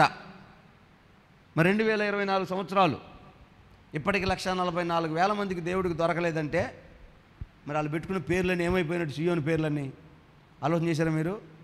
పేరే పెట్టుకున్నాడు కానీ లోపల డొల్ల, ప్రేమ లేదు, క్షమాపణ లేదు, తగ్గింపు లేదు, సామాన్యమైన జీవితం లేదు, ఆ దేవుడితో ఉండే అనుభవం లేదు. తమాషా సియోను జీవితం అంటే ప్రభుతోటి కనెక్ట్ అయిపోవాలంతే. ఇప్పుడు పాలల్లో ఇంకో పాలు పోస్తే మనం కనిపెట్టలేం, 2 పాలే కాబట్టి. పాలల్లో కిరోసిన్ పోస్తే తేడా తెలుస్తుంది కదా.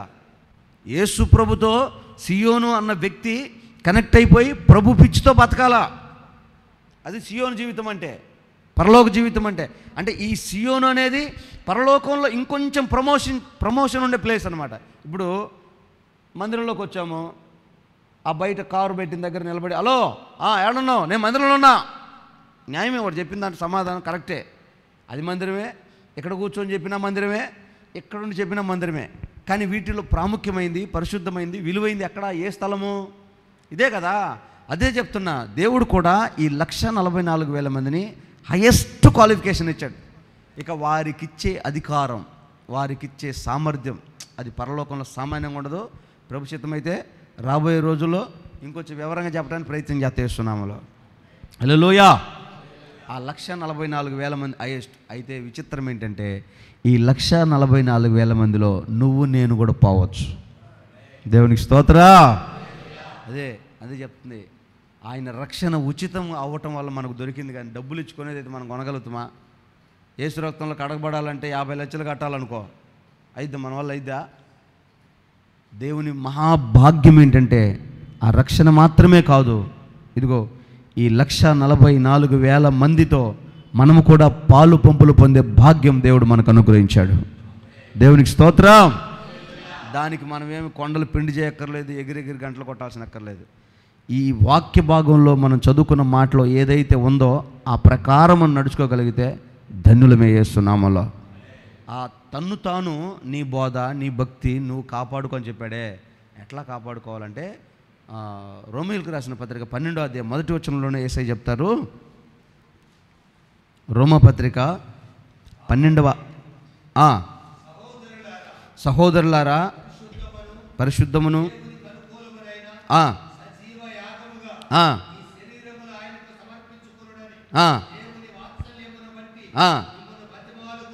దేవునికి మహిమ కలుగును గాక.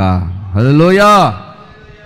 సియోను ప్రతిష్ట అంటే మనము బ్రతికి ఉన్నప్పుడే, శరీరం ఉన్నప్పుడే, భూమి మీద ఉన్నప్పుడే మన అవయవాలన్నీ మట్టిలో పెట్టేసినట్టు. దేవునికి స్తోత్రం. అబ్రహాము కుమారుడు ఇస్సాకు బ్రతుకుండగానే బలిపీఠం మీదకి ఎక్కాడు. ఇస్సాకు తెలుస్తుంది, మేలుకొనే ఉన్నాడు. ఏం చేస్తున్నాడు అబ్రహాము? కత్తి తీసుకొని ముక్కలుగా చేసి నిప్పు తీసుకెళ్ళి పెట్టేస్తాడు, తగలబడి బూడిదైపోతాడు.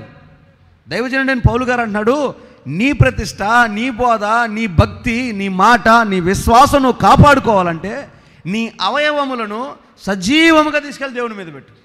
ఇంకా క్లియర్గా చెప్పనా, మీ ఫీలింగ్స్, మన కోపం, మన ఎమోషన్, మన ఆశ, మన దుఃఖం, మన బాధ, ఇంకా మన రుచి, మన కోరిక, మన ఉద్దేశాలు ఏమైనా ఉంటే అవన్నీ తీసుకెళ్ళి దేవుడి మీద పెట్టేయాలంట. ఇప్పుడు ఇంక మనకేం ఉండకూడదు అంటే ఇంకేం లేదు. తిడుతున్నారా? స్తోత్రం. అవమానిస్తున్నారా? స్తోత్రం. గిచ్చుతున్నారా? స్తోత్రం. గాయపరుస్తున్నారా? ఇది సజీవ యాగం అంటే. హల్లెలూయా. మా ఆవిడ చచ్చిపోయిందా? స్తోత్రం. యాందరూ మీ ఆవిడ చచ్చిపోయింది, కనీసం బాధ లేదంటారా? ఏమైంది? చచ్చిపోయి, నేను చచ్చిపోయి 10 ఏళ్ళు అయింది. ఎట్లా? సజీవ యాగం అయిపోయా. స్తోత్రం. ఇట్ట బతికారు. అబ్రహాం బతికాడు, ఇస్సాకు బతికాడు, యోబు బతికాడు, అపోస్తులు బతికారు. అది లోకానికి వెర్రితనం అనిపిలా? ఇప్పుడు అనిపించట్లా? మనం భక్తి చేస్తాం. ఏందమే మీ పిచ్చి? పొద్దుగులు ముసుగేసుకొని నేను పాపినని ప్రార్థన ఏంది పిచ్చి? వెర్రితనం అది లోకానికి. మనకు శక్తి. దేవునికి మహిమ కలుగును గాక. హల్లెలూయా. ఈ ప్రతిష్ఠే మనకు శక్తి. ఎంత తగ్గించుకుంటామో, ఎంత ఓర్చుకుంటామో, ఎంత లోబడతామో, ఎంత విధేయత చూపిస్తామో అంత మనకు ఘనత. ఇది లోతైన అనుభవం. ఇలాంటి సమర్పణ రావాలి. ఇలాంటి వారు పర్వతం మీద ఉంటారు. దేవునికి స్తోత్రం. హెర్మోను పర్వతం మీద మనల్ని పెట్టింది దేవుడు, అందుకే. హల్లెలూయా. కాబట్టి ఈ అంత్య దినాలలో ఈ ప్రతిష్ట గురించి మాట్లాడే మనుషులే లేరు. ఆశీర్వాదాలు ఎక్కువైపోయినాయి, అద్భుతాలు ఎక్కువైపోయినాయి, ఈ ప్రవచనాలు ఎక్కువైపోయినాయి, జ్యోతిష్యాలు ఎక్కువైపోయినాయి, పేర్లు పెట్టి పిలవటాలు ఎక్కువైపోయినాయి, జిమ్మిక్కులు ఎక్కువైపోయినాయి. విశ్వాసాన్ని, యేసయ్య నామాన్ని భ్రష్టు పట్టించే మనుషులు ఎక్కువైపోయారు. వాక్యపు లోతు తెలియక, దేవుని ప్రేమ, దేవుని ఆ తీర్పు అర్థం కాక సేవ అంటే ఏదో ఇదే అనుకొని వెళ్ళిపోతున్నారు, కానీ అవమానాలు పాలు చేస్తున్నారు. ఏమంటే ఆలోచన చేయండి ఒకసారి. వాళ్ళు పాడే పాటలు ఏమన్నా న్యాయమైన పాటలా? సినిమా పాటలతో లింకులు పెట్టి పాడి దేవుని అవమానపరచట్లేదా? ఎగతాళి చేస్తున్నారండి యేసయ్య నామాన్ని. కడుపు రగిలిపోతూ ఉంది, బాధపడటం తప్ప ఏం చేయగలం? మరి దేవుడు ఎందుకు అలాంటివన్నీ చూస్తున్నాడు, ఎందుకు అనుమతిస్తున్నాడు అర్థం కావట్లేదు. ఎంత దినాల్లో కారణం ఒకటే, పౌరుషం కలిగినటువంటి భక్తి మనస్సు లేక పైపైన చెత్త యేసయ్య దగ్గరికి వచ్చి ఆ చెత్తే నిజం అనుకొని, అదే శాశ్వతం అనుకొని, అదే ఘనమైంది అనుకొని పనికి మాలినవన్నీ యేసయ్యకి అంటించి సర్వ సమాజంలో ఆయన్ని హీనంగా చేస్తున్నారు. అన్ని జనులు చూసినప్పుడు అశాశ్వతం అయిపోతూ ఉంది. అందుకే ఇలాంటి తరములో చూడండి, ఇశ్రాయేలులు భయపడుతూ గడగడలాడుతున్నప్పుడు గొలియాతు లేచి ఎలాగా విరోధంగా మాట్లాడాడో, అలాంటి తరములో ఒక దావీదు లేచినట్లుగా జ్ఞానులను చంపమని ఆ రాజు ప్రేరేపించినప్పుడు దానియేలు ముందుకొచ్చి, నేనున్నాను, మర్మాన్ని, నీ కల భావాన్ని నేను వెల్లడిస్తాను, నాకు సమయం ఏమని దానియేలు లేచి అడిగినట్లుగా, యోసేపు ముందుకొచ్చినట్లుగా ఈ తరములో మనలో నుంచైనా కొందరు దేవుని కొరకు రోషంగా లేవాలేస్తున్నామలో. ఆమేన్. దానికి డబ్బు, అధికారము, కులము, గోత్రం వీటితో పని కాదండి. మన ప్రతిష్ట, ఆమేన్, మన తీర్మానం, మన నిర్ణయం పెంచుదామేస్తున్నామలో. హల్లెలూయా. అంతే. మన పిల్లలకు కూడా ఉగ్గుపాలతో పోయాలి, కసి, పౌరుషం, భక్తి నూరి పోయాలి, యేసు రక్తం జయం. హల్లెలూయా. పాస్టర్ గారు ఉండేవాడు, అక్షయని తెలుసు కదా మీకు, బళ్ళో పంపించి భారతదేశం నా మాతృభూమి ప్రార్థన చేయి, ప్రతి నేను చేయను, యేసు రక్తం చేయమంటాడు. ఏంది నేను తీవ్రవాదిలాగా తయారైపోయాను? అంతే, అటు పెంచారు వాళ్ళని. చేయను, దేవుడే దేవుడే దేవుడే దేవుడే అలా తయారు చేయాలి పిల్లల్ని. ఇప్పుడు మనం పెంచి తల్లిదండ్రులకి, ఆ పిల్లలకి దేవుడి భక్తి నేర్పిస్తే వాడు పెద్దవాడు అయినప్పుడు దేవుని భయము చేత తల్లిదండ్రుల్ని, పెద్దల్ని గౌరవిస్తాడు, ఉద్ధరిస్తాడు, దేశ క్షేమం కొరకు పాటుపడతాడు. అలా కాకుండా మనం వేరే రూట్లో పెంచామనుకో, దారి తప్పిపోయి అసలు నీ చేతికే దొరకడం, మీ చేతికే దొరకరు పిల్లలు. ఈరోజు చూడండి, ఆ టీవీలో చూస్తూ ఉంటే ఆ బండ్లు దోలి కింద పడి చేతులు కాళ్ళు ఎర్రగొట్టుకోవటం, మొఖాలు బగలగొట్టుకోవటం, విచిత్రమైపోతూ ఉన్నారు. యవ్వనస్తుల జీవితాలు భ్రష్టు పట్టిపోతూ ఉన్నాయి. అసలు ఏమైపోతున్నారో, ఈ తరం ఏమైపోయిందో నాకు అర్థం కావట్లేదు. ఎందుకని సాతానుగాడు అలాగ చిక్కించుకుంటున్నాడో అర్థం కావట్లేదు. కాబట్టి ఈ తరములో మన పిల్లల జీవితాలు ఆశీర్వదించబడి సాక్షులుగా ఉండాలి అంటే, రాబోయే కాలానికి యుగ యుగాలు భూమి మీదకి వచ్చి దేవుడు 1000 సంవత్సరాలు పరిపాలన చేసే ఆ జీవితంలోనైనా, ఉండబోయే యుగాలలో ఇక ఆయన నిర్ణయం ఎలా ఉంటుందో చెప్పాడు కదా. ఇలాంటి కొత్త భూమిని ఆయన సృష్టిస్తాడు, క్రొత్త ఆకాశాన్ని సృష్టిస్తాడు, అక్కడ నివాసం ఉంచుతాడంట. అక్కడ మరలా కొత్త జీవితాన్ని ప్రారంభిస్తాడేమో, నూతన జీవితాన్ని. మనం అనుకుంటాం ఇప్పుడు మన తాపత్రయం ఏంది, ఇప్పుడు పరుగులేదు సంపాదించడానికి కారణం ఏంటి? ఆరోగ్యంగా బతకాలని, ఆయుష్కాలం పొడిగించుకోవాలని, ఏదైనా రోగం వస్తే, మరణకరమైన పరిస్థితి వస్తే డబ్బులుంటే ఇంకో 4 సంవత్సరాలు ఎక్కువ బతకొచ్చనే కదా తాపత్రయం. మనిషికి మరణ భయమే కదా ముఖ్యం. ఆ భయాన్ని తప్పించి శాశ్వత కాలం ఉండే రాజ్యంలో మనల్ని ఉంచబోతున్నాడు కదా. ఆ రాజ్యంలో ఆ నిర్ణయాలు ఎట్లా ఉంటాయో, రూల్స్ ఎట్లా ఉంటాయో, ఆయుష్కాలం ఎంత ఉంటుందో, ఆశీర్వాదం ఎట్లా ఉంటుందో, దాంట్లో మనం గనులై ఉండాలి అంటే, శాశ్వతమైన ఆ రాజ్యంలో గనులై ఉండాలంటే, ఈ లోకంలో ఈ భూమి మీద మనల్ని మనం తగ్గించుకోవడం తప్ప వేరే ఆప్షనే లేదు. ఆయన పెట్టిన టెస్ట్ ఇదే, ఇంకా దానికి టాస్క్ ఇదే. దానికి అమాయకంగా ఎవడో ఏదో చెప్తే నమ్మాల్సిన పనిలా. సాక్షాత్తు పరలోకం నుంచి దిగి వచ్చిన యేసయ్య మనకు మాదిరి. మనం ముందు పితరులు బతికిన జీవితాలు మనకు మాదిరి. మనం కొత్తగా, వింతగా, విచిత్రంగా ఏం చేయట్లా. ఏమంటే గొడ్డలు ఇప్పుకొని ఒకడు కూర్చోంటే వాడికి పోయి దండం పెట్టుకుంటున్నారే, అంత అమాయకంగా ఉందా మన భక్తి? ఏమన్నా ఆలోచన చేయండి ఒకసారి. మనకు ఈ దారిలో పోతా ఉంటే ఏదైనా ఒక బొమ్మకి దండం పెట్టామంటే సరేలే, ఒక రూపం ఏదో అనుకోవచ్చు. ఉత్త రాయికి చీర కట్టి దానికి దండం పెడుతున్నంటే అంత అమాయకంగా ఉందా మన భక్తి? ఏమైనా సాక్ష్యాలు ఉన్నాయి కదా, మన భక్తికి ఆధారాలు ఉన్నాయి కదా. ప్రభు వచ్చాడు, ప్రాణ త్యాగం చేశాడు, వెళ్ళిపోయాడు, ఆధారాలు ఉన్నాయి కదా.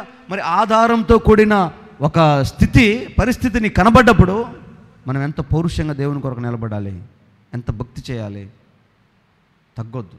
యేసు నామములో కృప కలుగునుగాక. పౌరుషంగా నిలబడదాం దేవుని కొరకు.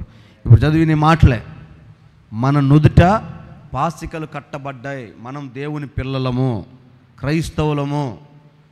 పెళ్ళికొడుకు పంచె పైకి కట్టి పాసిక పట్టుకొని బజార్లో పోతా ఉంటే ఎట్టుంటుంది? చండాలంగా ఉంటుందా? దేవుని పిల్లలమైన మనం కూడా అంతే. ఎకలికిలిగా ఎకసెక్కలు పడతా మాట్లాడినా ప్రవర్తించినా నష్టం దేవుడు కలుగుతుంది. సంఘం అలాంటి జీవితం జీవిస్తే అవమానం యేసయ్యకి వెళ్తుంది. అందుకని మనం చాలా పవిత్రులం. మనం మినిస్టర్స్ అంట, బైబిల్లో రాసింది. మనం ఆయనకి సేవకులం. సేవకులు అంటే మినిస్టర్స్. మన రేంజ్ అది. క్రైస్తవుడు సామాన్యుడు కాదు. అలాగ బ్రతకాలి, ఆయన నామాన్ని ధరించుకున్నాం. మన ఆశ ఆయనతో ఉండాలి. ఇంటికి పోయావా? ఖాళీగా ఉందా? బైబిల్ తీసుకుందాం, వాక్యం పెట్టుకున్నాం, మందిరానికి వచ్చాం, సువార్త చెప్పడానికి వెళ్ళాం, పాటలు పాడుతూ ఉన్నాం, ఆరాధన చేస్తూ ఉన్నాం. ఆయనతోనే, ఆయన సన్నిధిలోనే మన జీవితం కొనసాగాలి యేసు నామములో. అదర్వైజ్ ఇంకొక ఆలోచన మన మైండ్లోకి వచ్చిందా, దారి తప్పుతున్నట్టు లెక్క. చూడండి, ఈరోజు యవ్వనస్తులు దేవుని మందిరానికి ఎందుకు రాలేకపోతున్నారు? ఉంటే టీవీతో ఉంటున్నారు, లేకపోతే సెల్లుతో ఉంటున్నారు, లేకపోతే లోకంతో ఉంటున్నారు. అదే లోకం అంటే రాజకీయాలు కానీ, ఫ్యాషన్ కానీ, రకరకాల జీవపు డంబం కానీ. అందుకే మందిరానికి రాలేకపోతున్నారు. లేకపోతే ఇంకా అసలు ఏం పని ఉంటుందండి వాళ్ళకి? ఏ అబ్బాయి, సాధారణంగా యవ్వనస్తులకి ఏం పని ఉంటుంది? బరిగొడ్ల కాడ గడ్డి వేసేది ఏమైనా ఉందా? పిల్లలకు పాలు ఇచ్చేది ఏమైనా ఉందా? లేదా తిరగదీసి ఏమైనా అద్భుతాలు ఏమైనా చేస్తున్నారా? ఏం పని ఉంటుంది? ఏముండదు. ఇదే మహిమను పోగొట్టుకుంటున్నారు. నా మాటిని ఈ 2025వ సంవత్సరమైన ఒక తీర్మానం చేసుకోండి. మనకు కలుగుతున్న నష్టాల్లోంచి బయటికి రావడానికి, పరిస్థితి ప్రతికూలతలోంచి బయటికి రావడానికి యేసయ్య సన్నిధి గొప్ప జీవం అంతే. కాబట్టి మనల్ని మనం సరి చేసుకొని వీణలు వాయించే వైనికుల నాదం సేవ, పౌరుషం కలిగిందై ఆత్మలు రక్షించే సహవాస జీవితం, విస్తారమైన జలముల శబ్దం. కాబట్టి ఇలాంటి జీవితం కలిగిన వారమై ఆయనతో ఉండి, ఆయన వలె, ఆయన ప్రేమ, ఆయన క్షమాపణ కలిగి మనల్ని మనం సజీవ యాగంగా దేవునికి ప్రతిష్ఠించుకొని మనకు కలిగిన అన్నిటినీ అతీతంగా దేవుని ఎదుట తగ్గించుకొని నిలబడగలిగితే అదే సియోను ప్రతిష్ట. ఆమేన్. ఈ మిగతా క్వాలిఫికేషన్లు ఇప్పుడు ఇంకా కొన్ని ఉన్నాయి కదా. 2 వచనాలు చెప్పాను కదా, ఇంకా 3 వచనాలు ఉన్నాయి కదా. ప్రభు చిత్తమైతే వచ్చే నెలలో ఈ 3 వచనాలు కూడా చెప్తా. ఈ 3 వచనాల వెనకాల ఉన్న ఆత్మ సంబంధమైన ఆంతర్యం అర్థమయ్యి దొరికించుకుంటే, అలా గనక బతికితే సియోనుకి వెళ్ళిపోవచ్చు. హల్లెలూయా. ఏముందో, ఏం రాశాడో వచ్చే నెలకి దేవుడు మనకు ఆ నిధి మనకు దయచేయను గాక. ప్రార్థన చేయండి. ప్రకటన గ్రంథం జోలికి వెళ్ళినప్పుడు అంతా నాకు దడదడగా ఉంటుంది. అందులో ఈ మధ్య పాస్టర్లు కూడా అందరూ ఇదే మాట చెప్తున్నారు. ప్రకటన గ్రంథం చెప్పాను, నేను నాకు యాక్సిడెంట్ అయింది. ప్రకటన గ్రంథం చెప్పాను, నాకు విష జ్వరం వచ్చింది. ప్రకటన గ్రంథం చెప్పాను, సావు దాగబోయి వచ్చాను. ఇలాంటి సాక్ష్యాలు చెప్తున్నారు పాస్టర్లు అంతా.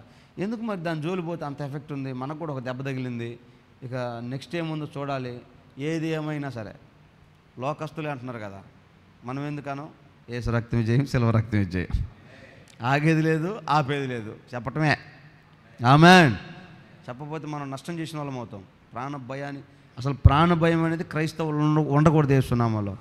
ఎందుకంటే మన సమస్తం ఆయన వశమై ఉన్నాం. మన జీవితంలో ఏదైనా ఆయన పర్మిషన్తోనే అవుతుంది. కాబట్టి ధైర్యంగా ఉండాలి. ఈ వాక్యం ప్రకారం మనల్ని మనం తగ్గించుకొని దేవుని కొరకు సాక్షిగా బ్రతకాలి. ఈ కృప ఈ తరం, ఈనాటి సంఘాలకి, యవనస్తులకి నిశ్చయముగా దేవుడు అనుగ్రహించును గాక. అందరూ మోకరించి కళ్ళు మూసుకొని చిన్న ప్రార్థన చేసుకుందాం. పరిశుద్ధాత్మ దేవుడు ఈ రాత్రి ఒక అద్భుతమైనటువంటి సంగతి మనకు బయలుపరిచారు. ఇదిగో సియోనులో 1,44,000 మంది ఉన్నారు. వారు ఎలా జయించారో చూసాం. యుగాలలో వారి పాలన, దేవుని కొరకు ఘనమైన సభ్యులు, ఘనమైన వ్యక్తులు నిత్య సియోనులో ఉంటారు.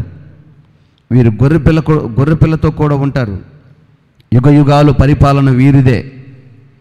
వీరిలో ఉన్న ప్రత్యేకత ఆయన నామం, తండ్రి నామం లెక్కించబడ్డవారు. యూనిక్, ఒక ప్రత్యేకమైన వ్యక్తులు. సియోను అంటే రాసిపెట్టి ఉండాలి, ముద్రించబడాలి, నీ నొసటలు లిఖించాలి. యెహోవాకు ప్రతిష్ఠితుడు, యెహోవాకు పరిశుద్ధుడు. వాస్తవానికి యేసయ్య కదా పరిశుద్ధుడు. కానీ సియోను కొరకు నియమించబడిన, నిర్ణయించబడిన ప్రతిష్ఠించుకున్న వారిని సైతం పరిశుద్ధుడని ముద్ర దేవుడు వేస్తూ ఉన్నాడు. వారి నొసట ఉండాలి. ఎందుకో తెలుసా? వారు లోకం యొక్క అపవిత్రతను భరించాలి, ప్రజల దోషమును భరించాలి, ప్రజల కట్లు విప్పాలి, ప్రజల బానిసత్వంలోంచి తొలగించాలి, ప్రజలకు సువార్త ప్రకటించాలి, ప్రజల కొరకు ప్రార్థన చేయాలి, ప్రజల కొరకు ఏదైనా ఒక త్యాగం చేయాలి, ప్రజల కొరకు సువార్తను ప్రకటించాలి, దేవునితో సంబంధాన్ని బలపరుచుకోవాలి, ప్రజల కొరకు సామాన్యులుగా బ్రతకాలి. మనల్ని మనం కట్టుకుంటూ అనేక ఆత్మలను దేవుని రాజ్యం కొరకు సిద్ధపరచాలి. ఇది నీ నొసట లిఖించబడింది. నువ్వు నీ కొరకు కాదు, నువ్వు దేవుని పరిశుద్ధుడివి, దేవుని పరిశుద్ధత కొరకు నియమించబడ్డ వ్యక్తివి, దేవుని పరిపూర్ణతకు రావాల్సిన వ్యక్తివి. నువ్వు నీ సొత్తు కాదు. దేవుడు నిన్ను ముద్రించుకున్నాడు, నీ మీద రాసుకున్నాడు, నీ మీద ఆయన ముద్ర వేసి ఉన్నాడు. నువ్వు దేవుని సొత్తు, నువ్వు దేవుని సొత్తు, నువ్వు నీ సొత్తు కాదు.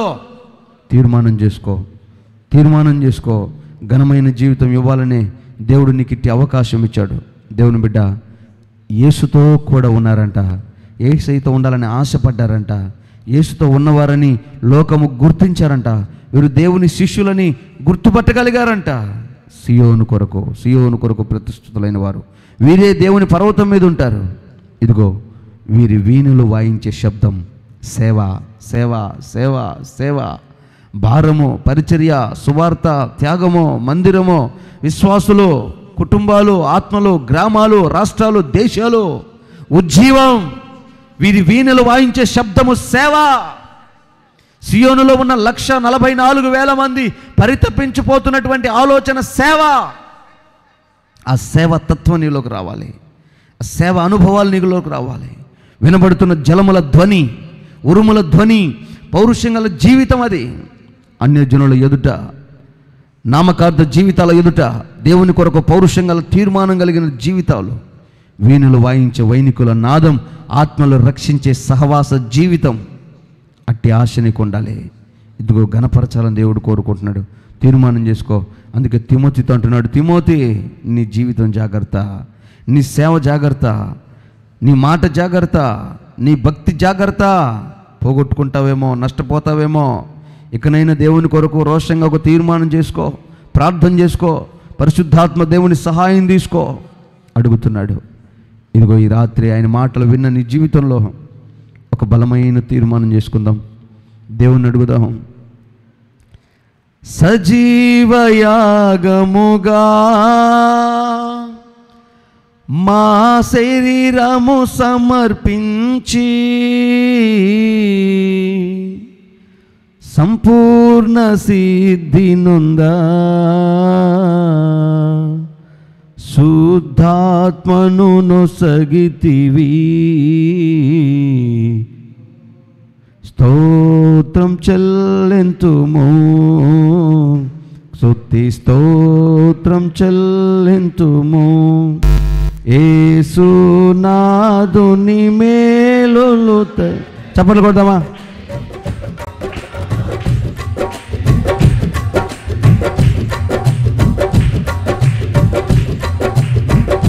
స్తుతి స్తోత్రం చెల్లెంతుము. యేసునాథుని మేలులు తలచి స్తోత్రం చెల్లెంతుము. స్తుతి స్తోత్రం చెల్లెంతుము. సియోను మార్గములో పలు శోధనలు రాగా, సియోను మార్గములో పలు శోధనలు రాగా, సాతాని జయించుటకు విశ్వాసమునిచ్చితివి. చప్పట్లు కొడదాం గట్టిగా, హృదయపూర్వకంగా పాడదాం, దేవుని స్తుతించుదాం. ఆమేన్. సియోను మార్గములో పలు శోధనలు, సియోను మార్గములో పలు శోధనలు రాగా,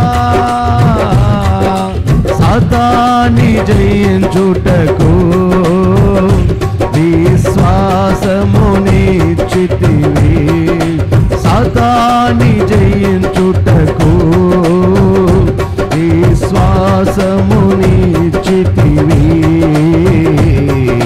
స్తోత్రం చెల్లించుము, స్తుతి. ఆమేన్. యేసునాథుని మేలులు తలంచి, యేసునాథుని మేలులు తలంచి స్తోత్రం చెల్లింతుము, స్తుతి స్తోత్రం చెల్లింతుము. సిలువను మోసుకొని సువార్తను సియోను కొరకు వెళ్ళే వారి లక్షణాలు,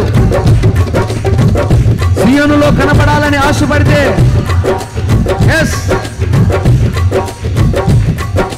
యేసుని వెంబడింప ఎంత భాగ్యమునిచ్చితివి,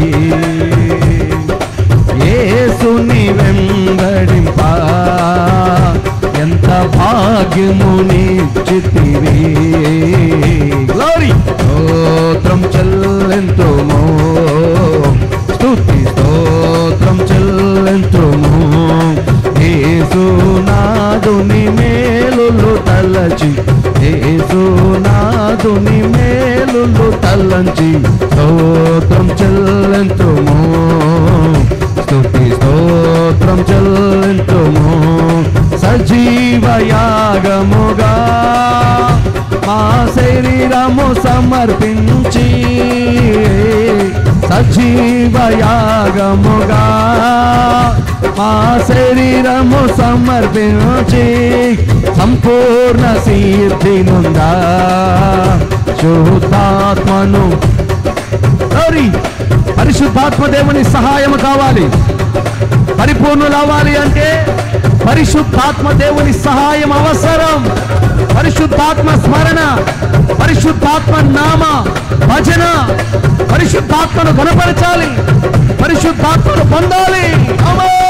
సంపూర్ణ సిద్ధి నొందా శుద్ధాత్మను నొసగితివి, సంపూర్ణ సిద్ధి నొందా. యేసయ్యా, పరిపూర్ణులుగా మార్చే నీ శుద్ధాత్మను, పరిశుద్ధాత్మను మాకివ్వండి. ఆత్మలో ఆనందించే భాగ్యము, సంపూర్ణ సిద్ధి నొందా శుద్ధాత్మను నొసగితివి, పరిశుద్ధాత్మను నొసగితివి. ఆమేన్, ఆమేన్, ఆమేన్, ఆమేన్. సంపూర్ణ సిద్ధి నొందా పరిశుద్ధాత్మను ఇచ్చితివి, పరిశుద్ధాత్మను ఓరి బాల శబార బాల్ కట్టుర బలారి బాక రియాలర శబార బల బల బల బాక తిరియాలర బాక కట్టుర. ఆత్మలో ఆనందించండి, పరిశుద్ధాత్మను వరమును పొందండి, ఆత్మలో శక్తితో నింపబడండి. పరిశుద్ధాత్మను నొసగిన దేవుడు నిన్న నేడు రేపు ఒకటే రీతిగా. ఇదిగో పరిశుద్ధాత్మలో ఆనందం.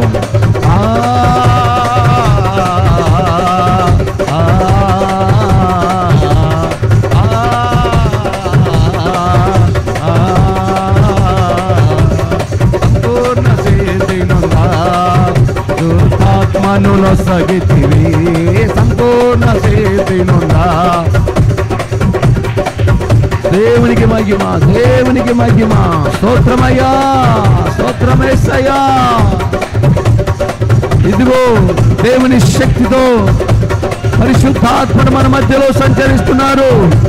సియోను కొరకు ప్రతిష్ఠించబోతున్న సమయం ఆయన సంగతులు తెలియజేస్తున్నారు. జీసస్, జీసస్, హల్లెలూయా.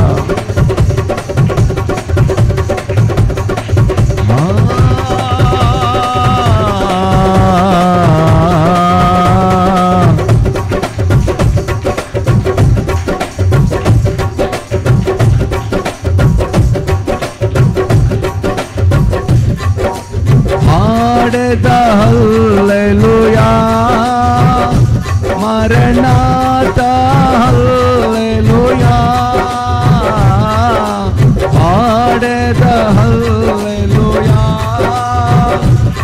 మారనాథా హల్లెలూయా సదా పాడేదా హల్లెలూయా ప్రభు యేసుకే హల్లెలూయా సదా పాడేదా హల్లెలూయా ప్రభు యేసుకే హల్లెలూయా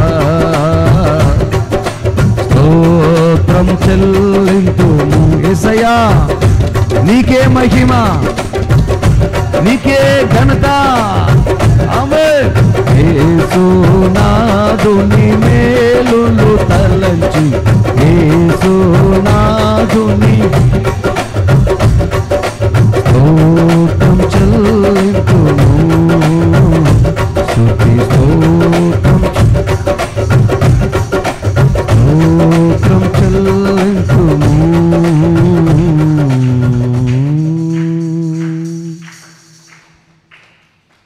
సిలువను మోసుకొని సువార్తను చేపట్టి యేసుని వెంబడింపా ఎంత భాగ్యము యేసయ్యా.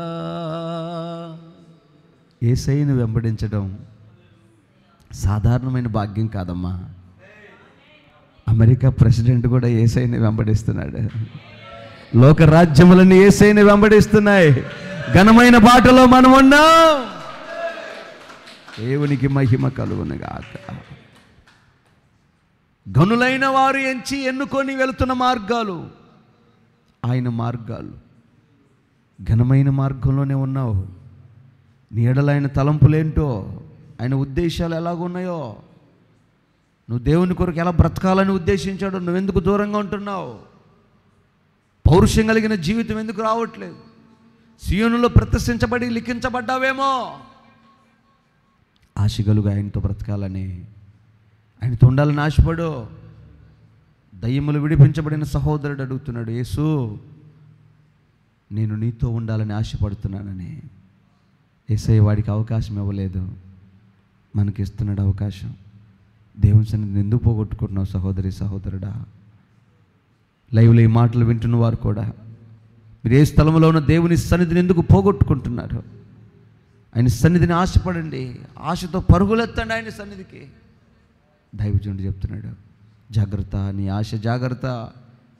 అది కోల్పోతావేమో, నీ భక్తిని కోల్పోతావేమో, నీ బోధ కోల్పోతావేమో, నీ విశ్వాసం కోల్పోతావేమో. తిమోతి, నీ మాట జాగ్రత్త. ఎంతమంది అన్ని జనులు నిన్ను చూసి దారి తప్పారేమో. ఒకవేళ ప్రభుకి ఇంకా నువ్వు సాక్షిగా ఉండలేకపోతున్నావేమో. నీడలు దేవునికి ఉన్న ఉద్దేశాలు ఘనమైనవి కదా. తీర్మానంతో ప్రార్థన చేసుకుందాం. తీర్మానంతో ప్రార్థన చేసుకుందాం. ప్రేమ కలిగిన తండ్రి, కనుడా, పరిశుద్ధుడా, మీకు స్తోత్రాలయ్యా. జీవం కలిగిన దేవా, మా కొరకు మీ రాజ్యం మాకు ఇవ్వాలని భూమి మీద శరీరధారిగా దిగి వచ్చి మీ రక్తమంతా మా కొరకు చిందించి ప్రాణత్యాగం చేసి అయ్యా సజీవులుండు దేశాన్ని మీరు కట్టబోతున్నందుకు వందనాలే. ఆ దేశంలో యుగ యుగాలు మేము ఉండి ఘనముగా ఉండునట్లుగా ఉన్నతమైన సియోను శిఖరం మీద మేము ఉండాలని మీరు ఆశపడినట్లుగా అయితే ఈ రాత్రి మాటలు విని నీ నామాన్ని నొసట మీద లిఖించుకున్న యెహోవాకు పరిశుద్ధులుగా మా జీవితాలు మారునుగాక. అయ్యా, మీ పిల్లల వలె సామాన్యులమై మేము మీ కొరకు సాక్షులుగా బ్రతుకుదుమగాక. వీణలు వాయించే వైనికుల నాదమును పోలిన పౌరుషం, భక్తి, సేవ మాలో కలుగునుగాక. మీ సిలువను మోసుకొని సజీవ యాగమై మా అవయవములను, ఆలోచనలను, కోరికలను, ఉద్దేశాలను, తలంపులను మీ సిలువ మీద, మీ బలిపీఠం మీద అర్పించి అయ్యా మీ కొరకు సాక్షిగా బ్రతికే భాగ్యం ఇచ్చినందుకు ఇంకా మాలో నీ సన్నిధిని గురించిన ఆసక్తి లేకపోతే ఆసక్తి మీరు పుట్టించండి ప్రభా. అల్పమైన ఈ జీవితం కాదయ్యా, శాశ్వత కాలమైన ఆ జీవితం కొరకు మేము ఆశపడుతున్నాం ప్రభా. సిద్ధపరచండి, మాలో రగిలించండి ప్రభా భక్తి, ఆ ఉద్దేశాలు మనం నెరవేర్చండి. నీ కొరకు ఎంత దినాలలో కడవరి కాలంలో సాక్షిగా బ్రతికే భాగ్యము దయచేయమని ప్రభా. ఇంతవరకు నీ సన్నిధిని మోకరించి మీ పిల్లలు ఆశతో చేతులెత్తి ప్రార్థించారయ్యా. మీరు అన్యాయస్తుడు కాదు నాయనా. నీ కొరకు ప్రభు మోకరిల్లు ప్రతి మోకాలు బలపరచబడునుగాక, దృఢపరచబడునుగాక, ఆశీర్వదించబడునుగాక. ఈ లైవ్ ద్వారా ఎంతమంది అయితే ప్రభు ఇంతవరకు ఈ మాటలు ఆలకించారో, నీ సన్నిధిని అనుభవించారో, ఈ లైవ్లో ప్రభు ఉన్నటువంటి బిడ్డలు నిశ్చయముగా దీవించబడుదురుగాక. నీ సన్నిధిలో వారి జీవితాలు నాటబడునుగాక. ఆశీర్వదించండి అయ్యా. ఈ ఉపదేశం అనేకులకు చేరవేయండి ప్రభా. నీ కొరకు సిద్ధపడే భాగ్యం వారికి దయచేయమని, ఆటంకాలు తొలగించమని, రేపు ఉదయకాలం జరుగుతున్నటువంటి ఆరాధన అంతటిని మహిమకరంగా దీవెనకరంగా జరిగించమని అయ్యా. రాత్రంతయు మీ సన్నిధిలో గడిపే భాగ్యం మాకు ఇవ్వండి ప్రభా. మా బడలిక్కల నుంచి విడిపించండి అయ్యా. నీ కొరకు తీర్మానం చేసుకునే భాగ్యం మాకు దయచేయండి ప్రభా. మరొకసారి నైనా ఈ రాత్రి నీ సన్నిధిలో మేము చేరి అడిగిన మొరపెట్టిన ప్రతి విన్నపం మీరు ఆలకించారయ్యా. అయ్యా, నీతిమంతుల మొర చెవిగా ఆలకిస్తానన్నారు ప్రభా. నిశ్చయముగా ప్రతి అవసరత మీ మహిమైశ్వర్యాలు తీరునుగాక. మీరు గొప్ప దేవుడు అయ్యా. మమ్మల్ని ప్రేమిస్తున్న తండ్రివినైనా అవసరతలు తీర్చండి. బిడ్డలకు స్వస్థతనివ్వండి. క్షేమ సమాచారం వినే భాగ్యం మాకు దయచేయండి. రేపు ఉదయకాలం జరుగుతున్న ఆరాధనలో గొప్ప సాక్షులను లేవనెత్తమని అయ్యా. ఇదిగో నీ సన్నిధిలో మోకరించిన వారి హృదయంలో ఏ ఆశతో వారు చేతులెత్తి ప్రార్థన చేశారో, అంతరంగంలో ఏ కోరిక ఉందో, యేసు నామములో అది సఫలమగునుగాక. దీవించి ఆశీర్వదించి గొప్ప చేయమని మీ కృపగల హస్తాలకు అప్పగిస్తూ నజరేయుడిని యేసు శక్తిగల నామంలో ప్రార్థించి వేడుకుంటున్నాం తండ్రి. ఆమేన్. మన తండ్రిని దేవుని ప్రేమ, కుమారుడిని యేసు కృప, పరిశుద్ధాత్మ దేవుని సహవాసం సన్నిధి మనకు సకల కోటి పరిశుద్ధులకు ప్రాముఖ్యంగా ఆయన సన్నిధిలో మోకరించేంత వరకు ప్రార్థించిన ఒక్కొక్కరికి సదాకాలం తోడండి నడిపించునుగాక. ఆమేన్.